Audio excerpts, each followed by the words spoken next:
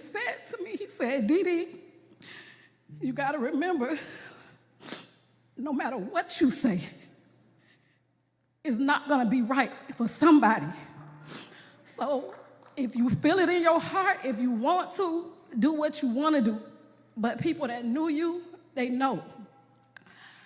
But I want to start by saying, when people ask, and I read a lot of comments, and they say, what did she say? Or what did the manager say? Let me tell y'all what I said. I said, Papa, get up. You got a show to do.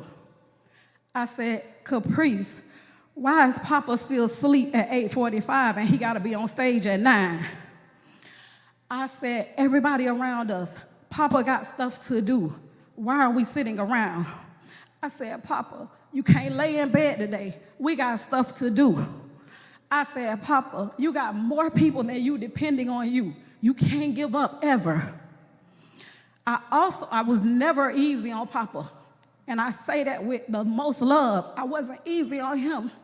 And it had nothing to do with work, because my work was Papa, Kofi, my family, and then management. So it was never about business. It was me knowing what I was dealing with.